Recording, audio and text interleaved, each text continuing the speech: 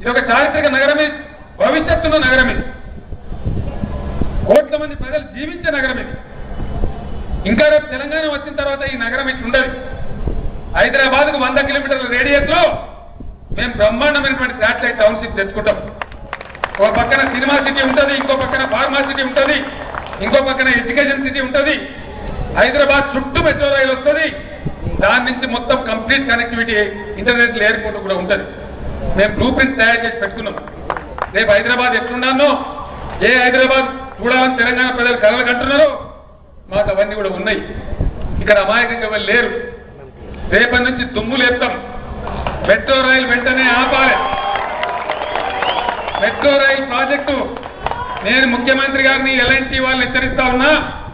హైదరాబాద్ నగరంలో రక్తం ఏరులై పారినా సరే మెట్రో రైలు మాత్రం అనుమతించాం. ఎట్టి పరిస్థితులలో మీరు జబర్దస్త్ జిద్దు కడతామంటే మీ ముఖ్యమంత్రులు మంత్రులు కూడా హైదరాబాద్ లో ఒక గజం కూడా తిరగలేరు. తస్మాత్ జాగ్రత్త. ప్రజలు ఎక్కడో అక్కడనే విజృంభిస్తారు.